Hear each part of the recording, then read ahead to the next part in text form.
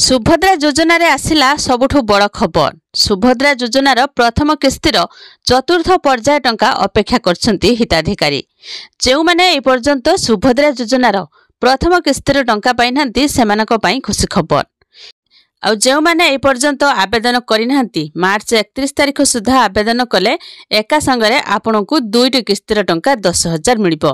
सुभद्रा टंका पई गाँ गाँ रे शेष हिताधिकारी आवेदन कला जाए एई पंजीकरण चलिबो। 2,67,000 महिला विभिन्न कारणरू सुभद्रा टंका पाइबारु वंचित होइछंती। एमानको बाद पड़िबा पछर कारण हेउछि विधिवत भावे केही आवेदन करिनथिबा ओ आवेदन पत्र रे देइथिबा तथ्य सह प्रकृत तथ्यर ताळमेळ रहउनथिबा सरकारक पक्षरु कहा जायछि। तिबे जांच परे चूड़ांत तालिका प्रस्तुत करा जिवो। तिबे सरकारी स्तर रे जांच सह त्रुटिर संशोधन करा जाउछि। जांच और संशोधन प्रक्रिया जनवरी 15 पर्यंत चलिबो। ए सुभद्रा टंका पई गाँर शेष हिताधिकारी आवेदन कला जाए एई पंजीकरण चलिबो। 2,67,000 महिला विभिन्न कारणरू सुभद्रा टंका पाइबारु वंचित होइछंती। तबे एहारी मध्यरे 80,20,000 महिला सुभद्रा योजना रे उपकृत होइछंती। एबे सुधा मोट 1,06,00,000 रु अधिक महिला ए सुभद्रा टंका पई आवेदन करछंती। तबे 2024-25 पई आवेदनर शेष तारीख रहिछि आसंता मार्च 31 तारिख।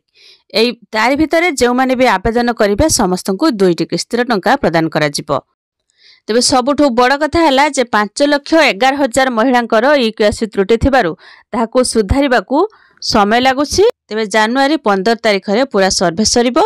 रिपोर्ट अनुसार पदक्षेप निया जिवो। एहा सह रक्षाबंधन एवं मार्च 8 रे मध्ये दुई थर सुभद्रा टंका मिलिबो। सूचना योग्य जे हिताधिकारी को प्रथम द्वितीय और तृतीय पर्याय रे सुभद्रा टंका मिल सारछि। एबे अपेक्षा करी रहिछंती चतुर्थ पर्यायर टंका को। जो माने ए पर्यंत टंका पाई नांती से माने खूब शीघ्र टंका पाइबा को जाउछंती। तेबे कोनोसी कन्फर्म डेट आसी नहीं। जते बेले कन्फर्म डेट आसीबो मु आपण मानकु नेक्स्ट वीडियो रे जणे देबी। आपण माने ए टंका पाइछंती कि नाही कमेंट रे जणेबे। वीडियो केउजलर देखुछंती वीडियो को लाइक करबे, चैनल को सब्सक्राइब करके रखिथिबे।